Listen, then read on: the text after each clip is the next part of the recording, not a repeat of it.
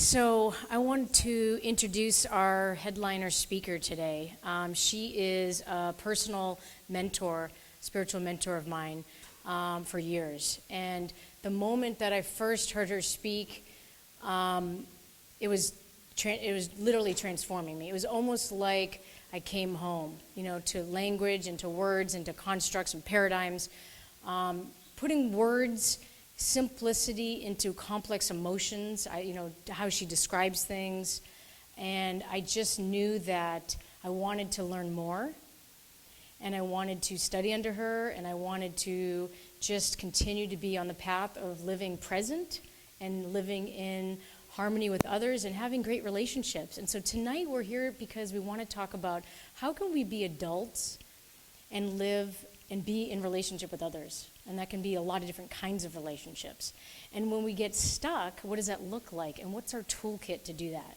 And what I love about this speaker is that she has a way of taking complex emotional issues, what we feel like is complex emotional issues, and allow you to step aside and take a look at a different perspective. And she just does it in such an eloquent way that it's just, you almost get blindsided. So I'm so excited for this talk tonight. And we are so lucky to have her because the ones that are right now showing up, and I know that you're watching because you missed the health lecture, that we're going to make this a little bit informal. We want to make sure that you're here tonight and you're actually getting something out of it. If you have a specific question or specific burning problem that's happening, we're going to make sure that you leave here with a peaceful heart, if I may. So she is the founding minister and president of Inner Light, and this is the facility that we're in now, Inner Light Ministries. And if you don't know about it, it's an omni-faith spiritual path where it's all faiths. It's not just one creed or one doctrine. And she is also the founder of a motivational institute. She has been all around the whole world coaching, mediating. She's been a longtime activist, coach, one-on-one sessions. She's an author of 2 books that has literally changed my life. Her books are The Sacred Yes and My Deepest Intent. And it's a kind of a book where it's been like a divine download in these letters formats, these messages to her.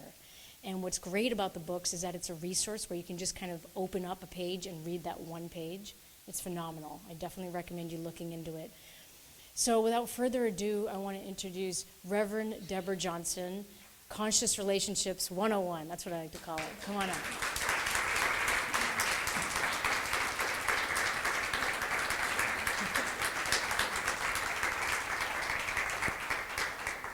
Okay.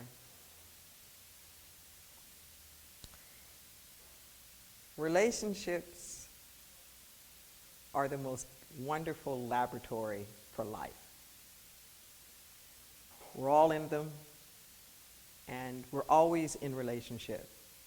It's not just relationship with other people, but there's always a relationship. There's a relationship between you and your career, relationship between you and food, relationship between you and yourself, your sense of a higher power. However you want to look at it, there's just always these successive series of relationships.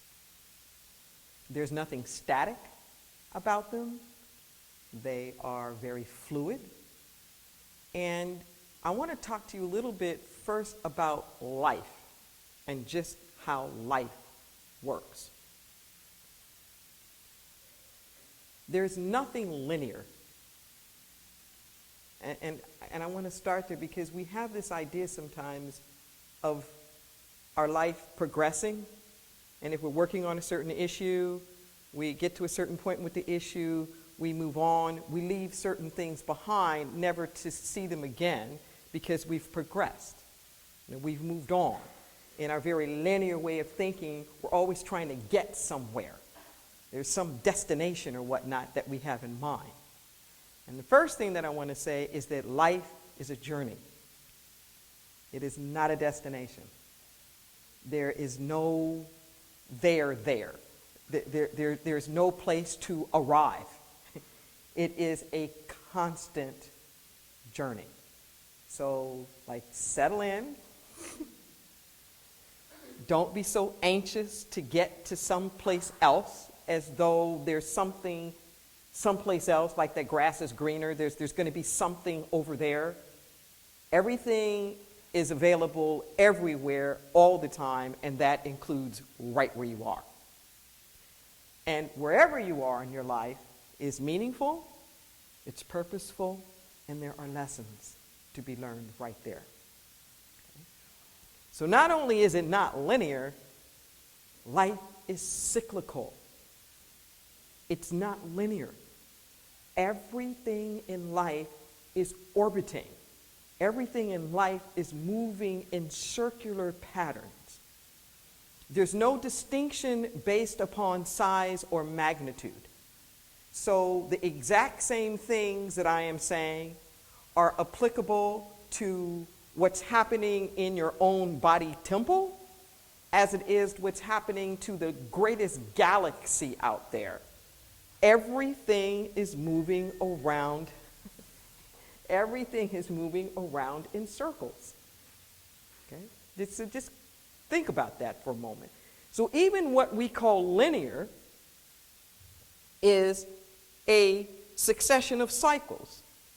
We say we'll go from this year to that year. But it isn't just this year to that year. You go through January, February, March, April, this repetition. It's not just this day to the next day, 1 o'clock, 2 o'clock, 3 o'clock, 4 o'clock. There's cycles within cycles within cycles. What happens for us is that the fundamental, quote unquote, issues of our life cycle. We don't work on them, finish it, check it off the to-do list, and that's over. Hopefully it's not just a loop-de-loop going around in a circle, but you might think of it like a spiral, where we keep coming back to some of the same core issues, but at different planes, at higher and higher levels. We get aggravated sometimes. Why is this in my life again? Why am I going through this again? Well, because you're ready for the next level. The fact that we're going through something, quote unquote, again, is not a sign of our failure. A lot of times it's a sign of our growth. It's a sign of our maturation. It's a sign of our graduation. We're ready for the next level. So the next time that that issue comes around, you have a chance to apply what it is that you've learned since the last time go round. Okay? We have this notion that if I really master it, it won't come back. Not true. Not true. It may wear a different pair of trousers. It may be in another city. It may be camouflaged. But I'm telling you what I know. So that thing that you couldn't work out with your mother, oh, your kid brings you. You know, the thing that you couldn't work out with your mate, you leave that relationship, but you get this new job, and now it's with this new boss. Okay? You can't escape it. You can't escape it. So whatever those issues are that keep coming up and keep coming back around, don't beat yourself up for the fact that it's coming back around. Everything comes back around. That's one. Along this same idea of life and relationships, everything has its season. Everything has a season. It's not springtime all the time. It's not summer all the time. Winter has a purpose. Fall has a purpose. It took a while for me to really get this. I spent the first 35 years of my life in Los Angeles, which is a pretty seasonless place. That everything is pretty much the same all year round. So, you know, we're at the beach. It's 80 degrees New Year's Day, and we're having a grand old time. And it really took me the longest time to really understand, you know what? We need some downtime. There's times to go within. There are times to hibernate. There's times to reflect. That's important. The winter is important. The autumn is important. Anything we ever need to know about life, we can find in life. We can find in nature. Anything that we really need to know about our lives, we can find in nature. Relationships, when we think of them in a very organic way, as opposed to a materialistic, manipulative way, start to get a little clearer. It starts to get a little simpler. So if you take a tree, for example,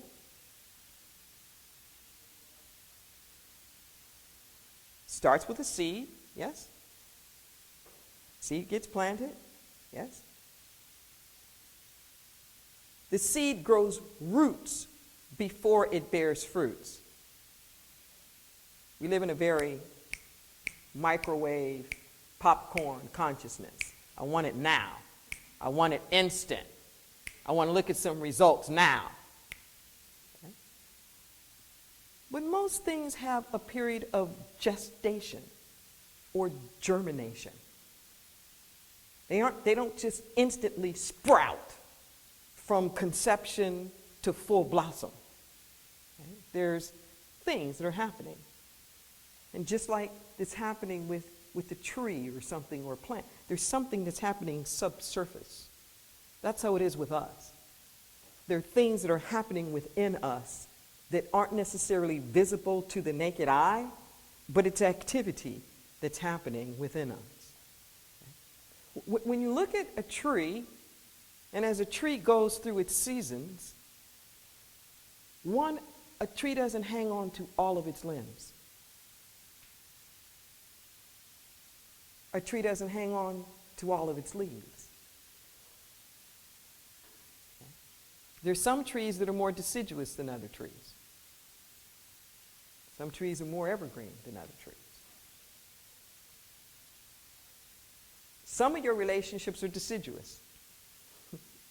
Some of your relationships are going to be the kind of relationships where sometimes it looks like it's full of leaves, and sometimes it looks like all the leaves dropped off.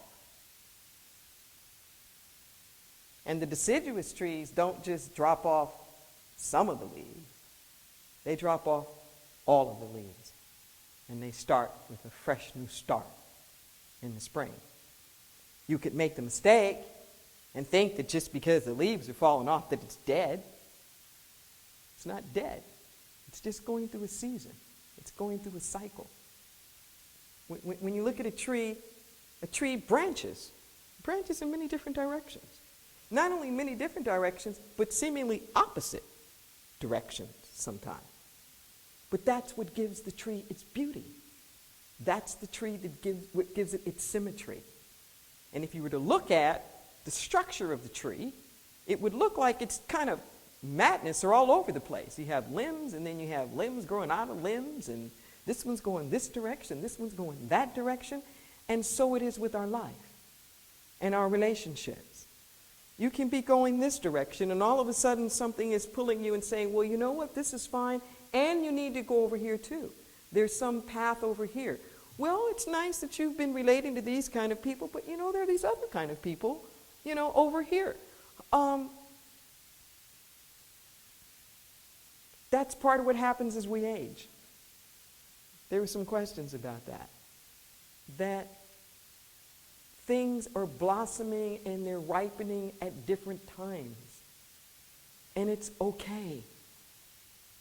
It's okay is all that I can say. That yes, sometimes it seems like I call the sweep, where there may be a lot of shifts in relationships that are happening to you all at once. Relationships on your job, relationships where you live, your personal relationships, like all these different kind of relationships. But that's because you're growing. You're growing. There's an appropriate something for you at every stage of your life. Catch that. There's something that resonates with you at every stage of your life. So every time we grow and we mature, it's as though our frequency changes, our vibration changes. we're calibrating, we're recalibrating. And oftentimes our relationships have been based upon the fact that we're all humming at the same frequency. So if you shift it all, then that can throw the relationship out. But it's only going to really throw the relationship out if both of you are not growing. I'm about to say something now that may sound really hard, and I don't mean it to sound hard, but just hear me out. Sometimes, unbeknownst to us, we have written contracts to stay in mediocrity. The contract is, I'm never going to change, so I don't threaten this relationship. I'm not going to, make more money than the people in our neighborhood made. You know, I'm not going to do more of this than anybody else did. I'm not going to get more education. I'm not going to do this or that. Or I'm not going to get too spiritual. You know, because I don't want everybody to think that I'm kind of weird or freaky or like whatever that thing is. So there are these ways, you know what I'm talking about? There are these ways. It may not be explicit, but there are these ways sometimes we have written these little contracts unbeknownst to us that have said, don't change. Or, I won't change.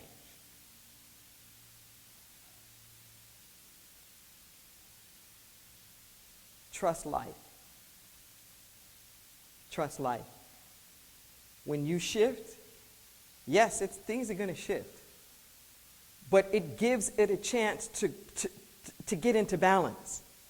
Okay? If you don't take the risk, and sometimes it feels like the risk to be authentic, the risk to call the question, the risk to grow, the risk to heal, if you don't take that risk, then you stymie the relationship. You don't give the relationship a chance to evolve. You don't give it a chance to change. Now, there might be some rocky points along the way, so to speak, but if you're true, you're authentic, you're genuine, you're really growing, you're really doing your work, let it ride. Let it ride. Okay? Some people just may cycle out of your life. People come into our lives for a season, a reason, or a lifetime. Time will tell, and we don't necessarily know that. But just because they cycle out of your life doesn't mean they're out of your life forever. They may come right on back around. Any of you ever had that experience where you were friends with somebody or you knew somebody and you didn't see each other for a very long time and it looked like you went in opposite directions and whatnot, and then years later, whoop, your paths are coming across and meeting each other once again? You don't know. But what I can tell you is that you will have whatever you need when you need it. When the leaves fall off, the limbs break off, that tree is not destined to barrenness. When one falls off, a new one comes. Just breathe that in for a moment. One falls off, a new one comes. There will be new people that circulate into your life that will be vibrating with your more current frequency, who will see you for where you are now, who are not in the old narrative. Now, does that mean that you ignore the other people? No. It just means don't allow the fear of losing a relationship or throwing relationships off balance. Don't allow the fear of that to keep you from going for it. Never let the smallness of other people's thinking dictate the fullness of your life. Because I tell you, if you do, it's not going to work anyway. If you choose not to grow, to quote unquote protect the relationship, it's not going to work anyway. You're going to wind up resentful. You're going to be angry. And you just might wind up mad when they recycle away from you first. This is classic. Okay? When something's not working, it's not working. And everybody senses and knows that it's not working. Classic example. You're bored of your job. You've been there a while. Or you're in a relationship and you've been questioning this relationship for a while, and something within you just says, you know, I really need to make a change. I really need a new job. Or, you know, I really need to be out of this relationship. But for whatever reasons, you haven't taken any steps. Okay? Now, all of a sudden, things start to get a little funky on your job. They start to get a little tense. You're not treated quite as well. You're getting moved out a little bit. Looks like you might get laid off, or somebody else is coming in. He's like, you know, what's like, whoa, wait a minute here. And then you get mad that you're getting pushed out. You don't even want to be there. You don't even want to be there anymore. But you didn't want to be pushed out. You wanted to walk out on your own terms. You know, that relationship, you weren't so sure, you know, you wanted to be in it. Then you find out, oh, they've been seeing somebody else. Oh, how dare they? They started the exit plan before you. Because people sense it. I mean, so it's like they know that. So you can try not to take the action that you think you should take, but if you don't take it, it doesn't mean that everything's going to stay static. It's going to shift all around you anyway. It'll shift all around you anyway. Whatever choices you consciously don't make, if it was time for you to move, for example, and you didn't, it may feel like you got booted out and there are all these new circumstances that you have to deal with, but something will just get recreated for you to make the choice. This is that cycle thing that I was talking about. Okay? And you can ask yourself, in these moments when you're frustrated in your relationship, is this new? Have you noticed that sometimes it feels like there's salt in a wound? That the things that are frustrating you the most, it isn't because it's going on now, but this sense of why again? Why is this coming up again? You know, and again. And I thought I was done with it. Feel, deal, and heal. You can't heal what you don't feel. So we have this extraordinary capacity as human beings to recreate the scene of the crime. We have this enormous capacity to reenact like almost the whole cast of characters of places before that we did not heal. So we get to do it all over again, and this time take the steps that we didn't take the last time. This is part of the reason why things come up that remind you so much of your family, or that remind you so much of your parents, or why it comes after whatever, 10, 20, 30 years of, you know, certain kinds of relationships.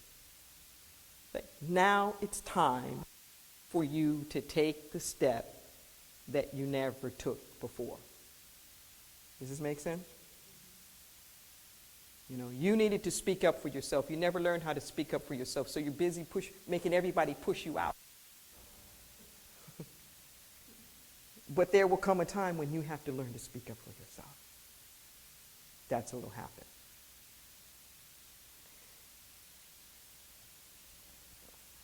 The question that came up earlier about parenting,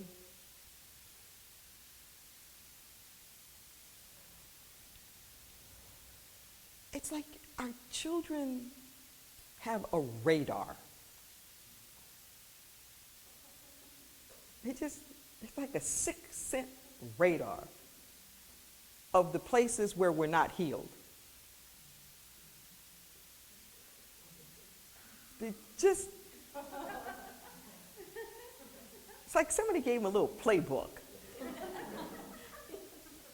Said it's right here. Okay? So, and the reason why I'm saying this is that so often our children are acting out. They are acting out sometimes generations of consciousness of our family.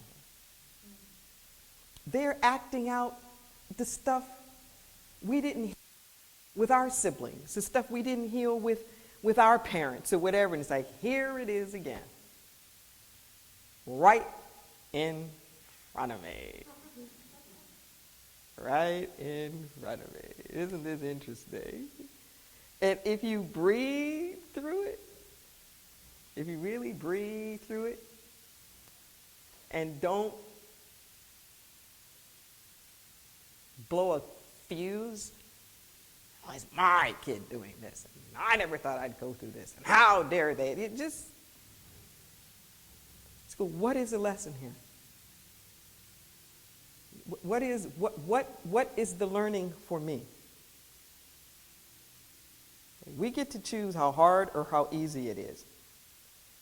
And the more we are angry with being in the situation in the first place, the longer it's going to take for the lesson to come. The sooner we just say, you know what? Whatever it is. And I have some beautiful, beautiful lessons and beautiful, just extraordinary insights about relationships. Particularly in the first volume of my Letters from the Infinite series called The Sacred Yes. It's one of those books you can just crack open anywhere. And there is so much stuff that is in there about relationships. Much of what, I've already said. There's an insight in there about conflict and conflict resolution. That question had come up. That was so extraordinary because all of these letters, they're paradigm shifting. What this letter was explaining was that differences don't cause conflict. That there's nothing of difference itself that results in conflict. It says it's polarization around the difference that caused the conflict. Okay. It's the way we square off around the difference. That the conflict isn't the difference of opinion. The conflict is this way that we're standing on these opinions and getting opposed to each other. This is so important because we may work through the particulars on that issue of whatever that is, but if the paradigm that I'm working in with you is about opposition, it'll just always come up again. I've done a lot of work in corporate environments, for example, and that whole construct of management, so to speak, and staff, or management and line staff, where within the identities of the people within those groups themselves, that part of the identity is we're opposed. that part of the identity is I don't understand you. Now this isn't just about corporate environments. I've seen this happen a lot. It could be gender issues, where it's like I'm seeing 1 trillion couples in my mind now. Like, well, of course you think that, you're a man. Or, how am I ever supposed to understand that? I'm a guy. Or, yeah, that's just like a woman to think this or that. So it becomes an excuse. I don't have to understand that. Because I'm not a woman, so I'm not supposed to understand that. So, built within their whole gender construct, this kind of polarized otherness. It's the otherness that's the conflict. It's not the differences of opinion. It's the otherness that is the conflict. And that's what we have to work on. Any of you ever been in couples counseling? Or any kind of therapy or anything like that, with like some other people? So when we go into those situations, mostly what's on our mind is we want the therapist to help the other person see our side. You know, I can't get through to this bozo, so we're here and hopefully you can reach them in a way that I can't. Very few people actually go to couples counseling hoping that they are going to learn something. It's usually, I want to be understood, I need a mediator, I need a referee, I need somebody who can intervene here and help this person see my point. Right? I guarantee you that the shift in the relationship, and particularly your sense of healing, does not come at that point when you think the other person is starting to hear you. The shift comes when you start to hear them. The shift for you comes when all of a sudden they're not so other anymore. They're not so other anymore. And you can start to see through their lens a little bit. The paradigm that I use is there are at least two sides to every story, and then there's the truth.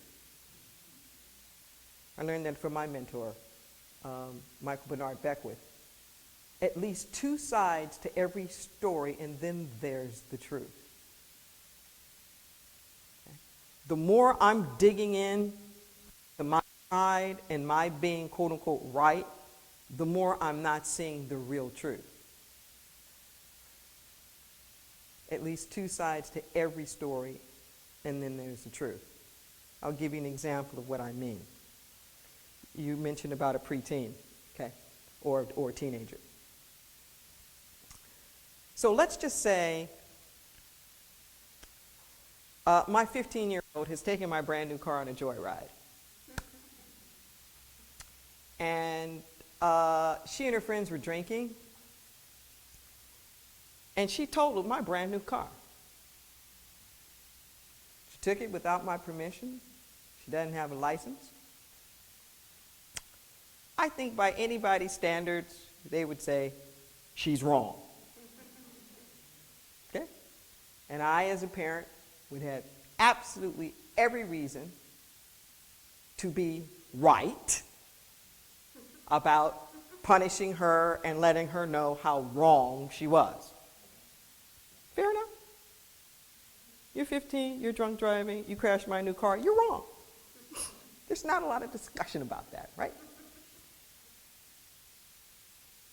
Now, there could be her side to the story that we could both listen to.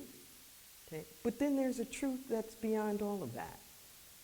And if we get beyond the sides and start asking deeper questions, not the victimized questions, not the how did this impact me, and how could they be so insensitive and irresponsible in judgment, but if I start asking questions like, why is my 15-year-old drunk?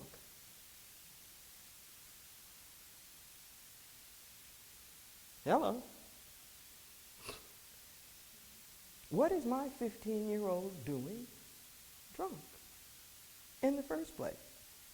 Can you see? That's not a blaming question. That's not a judgment question. That's not a who's right, who's wrong. It's just a real inquiry. Two sides to every story, and what's the truth? What's going on?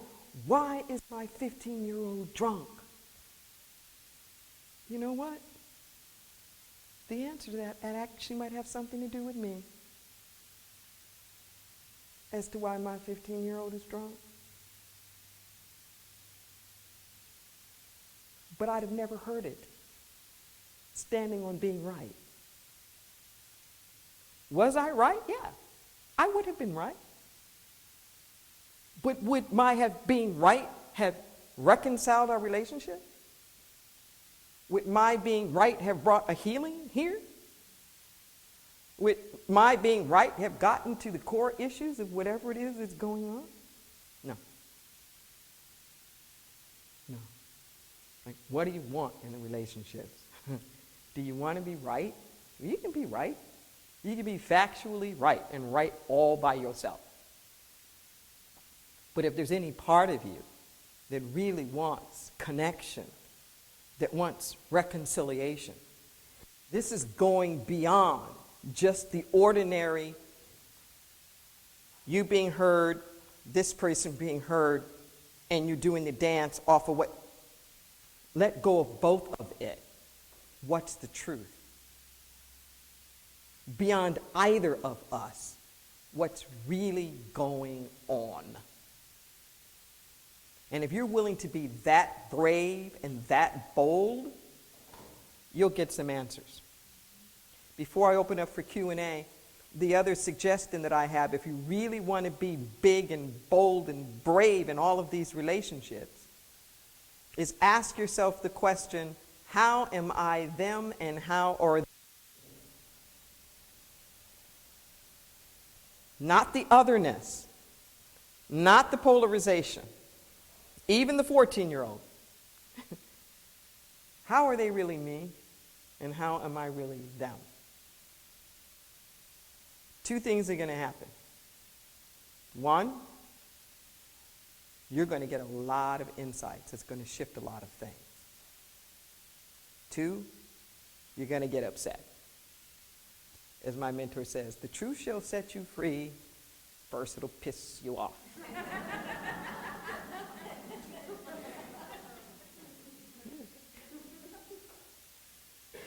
There's something about that just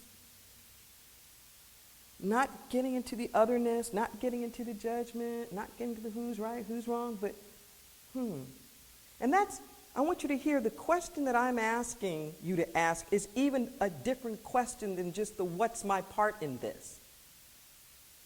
Okay? Because the what's my part in this still can, I'm not saying don't ask that question, but I'm saying don't just stop there. But what's my part in this still keeps us dealing with the matter and the circumstances as I see it. But you can't heal something with the same consciousness that created it. So sometimes when we're doing that analysis about what's my part in it, I'm still thinking the same things. But this, at least two sides to every story, and then there's the truth. What's really going on here is transcendent. It pulls me out of it. So I can get a different view. I can see it from a different perspective. Otherwise, I think I already know. There's nothing you can tell me. I already know. I've already heard everything you had to say. You can't tell me anything. But this new, like not just what's my part, but what is it that's bigger than both of us? What else is going on here? And how are we really mirroring each other? Not just how did I help to create this mess, but what is it about this that's going on here that mirrors each other? If you're willing to do that, I promise you, qualitatively, you'll have a whole different experience. Okay? Now, I know I've given you a lot of information, just probably not the information that you thought you were going to get in that format. So let me clarify some things. Are there any things that I've said that you're not quite sure what that meant, or you want more examples, or how does that work?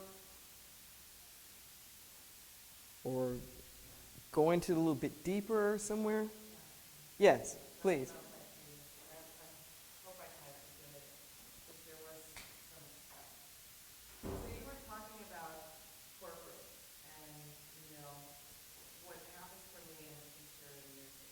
Mm-hmm. And I get stuck in the whole future, and death.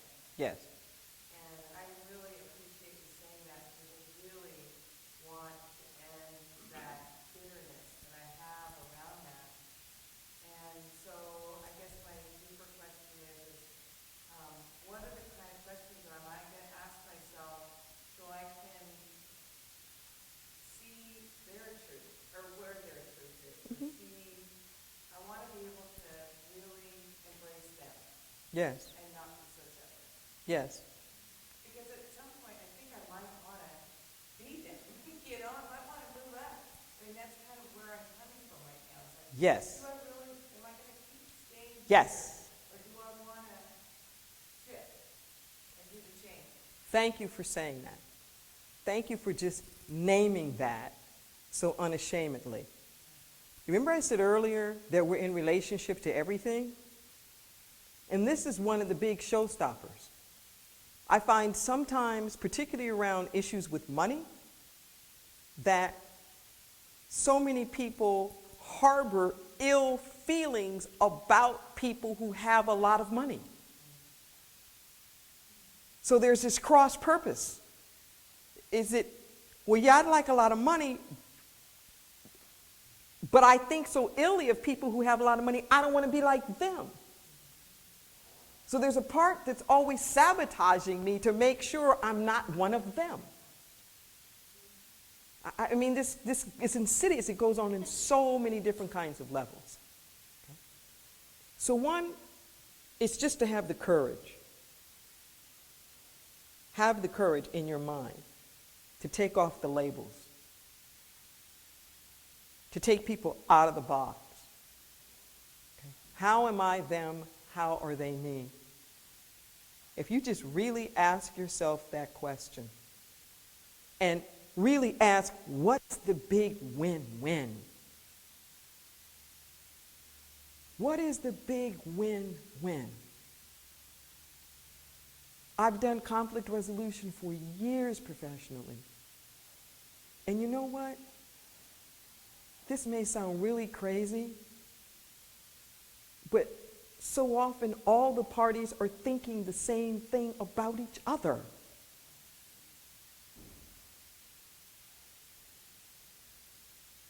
You know, I know they think that we're being unreasonable.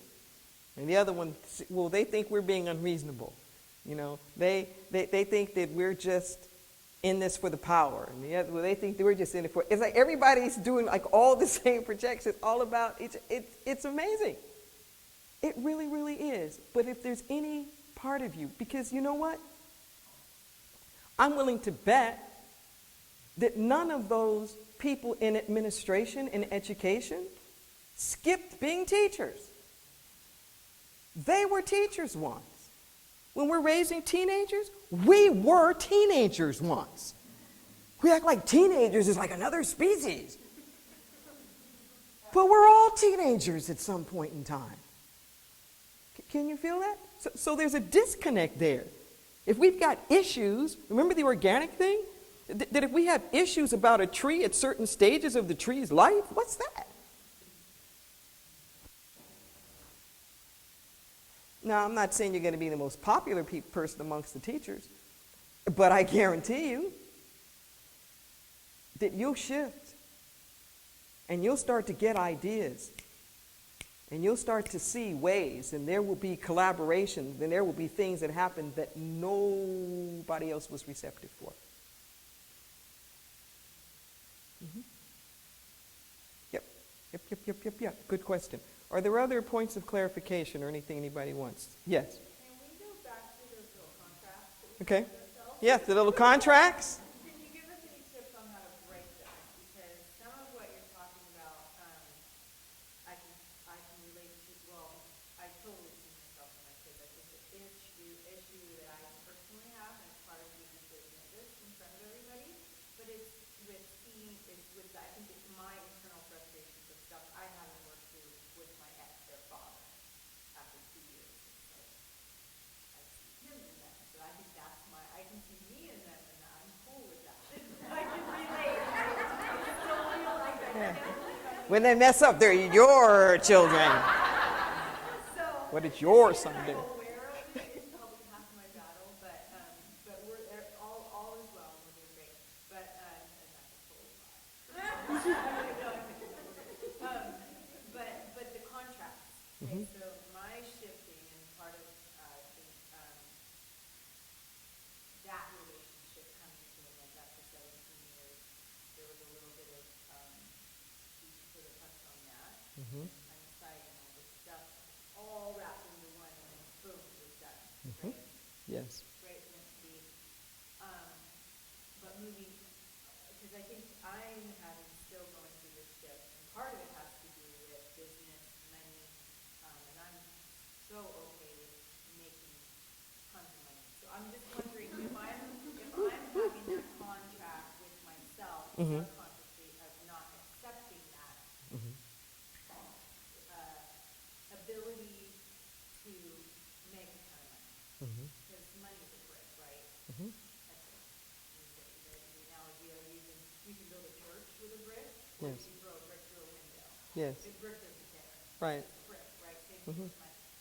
Same thing with everything. Right. So, but I feel like I internally have that contract with myself that I haven't been able to accept the growth in order to make the money. So how do I break that? I'm working on it for a while now. I feel like I've made some progress, but I just want to get over it.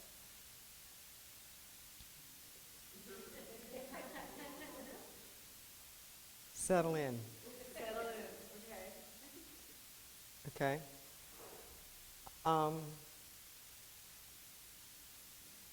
There are lessons that you're learning now. Okay? And I'm not saying that it isn't going to come, Yeah. but be fully present for everything that's trying to reveal itself to you now. I'm in that space for sure. Yes, everything. And then flip it in your mind from what do I have to do to shift this contract to standing in a place of fully claiming that it's already done now. Move into a place of gratitude about that now.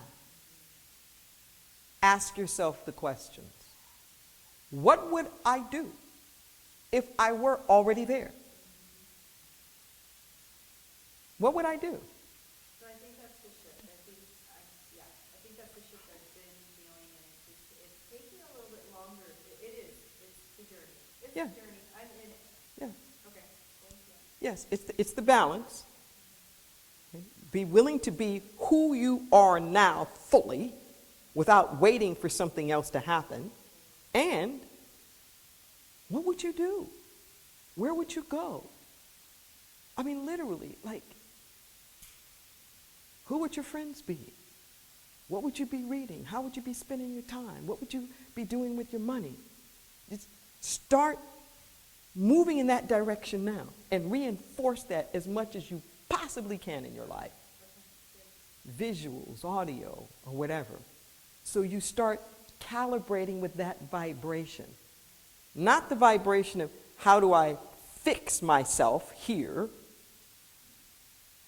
but how do I tweak it? How do I increase the chi, my wealth chi? How do I stimulate that and get on that vibration? Yeah, I think I got 1 minute. Who has you've been very patient. I'm sorry. Go ahead.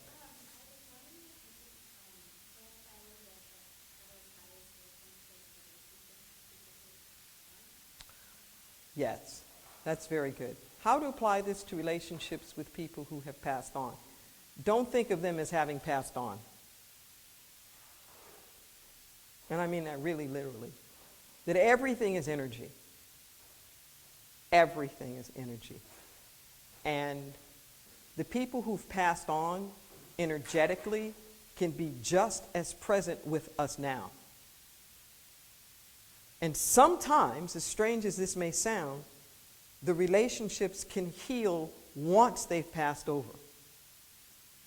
Because once they've passed over, they're in a different place.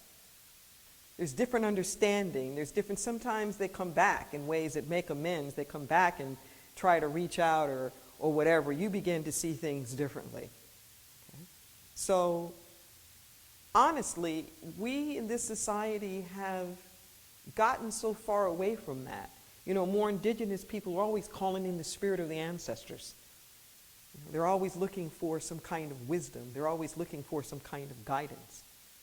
And if there's any part of us that's willing to not just see them as gone, but just in another dimension, you will be surprised at the different ways that people on the other side will still be communicating with you.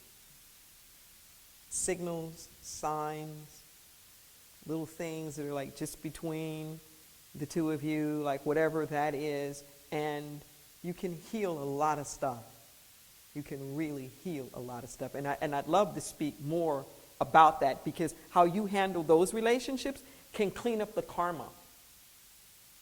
Not just you, but like your whole ancestral line. And it's worth it. Don't get to that feeling like, oh God, they passed on and we didn't get a chance to resolve it. No. Go for it. Keep at it until it gets healed. Yeah, yeah. Good stuff. You've been absolutely wonderful, and I appreciate your time and your effort and your energy. Let me just share briefly about some offerings that I'm very happy to offer to you. One is the book that I just mentioned, The Sacred Yes, which is really, really good downloads. I get these messages and they come absolutely, totally in the form of a letter. And I think there are 52 of them in that particular book. There's a second volume, Your Deepest Intent, which I also highly recommend. But for this group, I'm really feeling like The Sacred Yes is it. I know Lita has read it. Anybody in the room here ever had a copy or done anything with The Sacred Yes? Okay, at least 3 people in here. So you can ask them. 4. There is a class that I'm going to be having coming up pretty soon, towards the end of the month in April. There's a live version on Wednesday evenings. I think it's the 22nd that starts. I think it's the 22nd. And then there's a virtual version on Thursday mornings. It's called Your Spiritual Toolkit. It's 5 sessions. You can sign up for all 5 together, or you can do drop-in. This is the one subject matter where I will do, drop-ins. They're kind of standalones. The ones that are virtual, they will be recorded, and that information will be available to you, and it'll be online. So if for some reason you can't make that time, it'll be Thursday mornings, 9 to 10:30. If you can't make that time live all the time, that will be available to you, afterwards. And you can switch back and forth between the two if you like to. The in-person one will be in this very room on Wednesday evenings. That's at 7 p.m. I'm doing lots and lots of different things, information back there. But the other offering that I'd like to offer to you are sessions, individual private sessions. Every now and then I take in a cluster of people. And it's that time where I'm taking a new cluster, and it's a very limited amount of people. And the information is back there where it's 3 one-hour sessions. You pay for 3 one-hour sessions, and you can do anything you want to with those sessions. We can do coaching. We can make it personal. It can be business development. I do organizational development work. I mean, it can be literally anything that you need, in person or virtual as well. We can Skype or whatever it is that works for you. There will be specific times that you can sign up for, but if for whatever reason those times don't work for you, we'll work it out and make sure that you can have, your time. And the feedback from those have been really, really good, that we get to stuff, right away. I got a nod here. She's had some sessions with me. Yes. Sure beats lying on a couch. Yeah, no, we get right to it. We get right to it and make it happen. So once again, I want to say thank you to everybody. Can I do one more plug? So Sunday is Easter. So if any of you are looking for a place to come and do Easter services, please feel free to come here at Inner Light. We have meditation at 10:15. And the service starts at 10:45, but we do all kinds of music and wonderful things in between that too. And here on Friday, we're going to have a combined Seder, Passover, and Good Friday service in this room. So if you are so inclined, Good Friday and the first day of Passover lined up on the same day, which is much more historically correct. So we'd like to be able to celebrate those together, and feel free to check us out for that, or any number of things that we have going on. There's lots of information that's on the side there about things that are going on. This is a community where we are open to people from all paths, and blessings, and I hope that I have a chance to see you again. So thank you, Lita.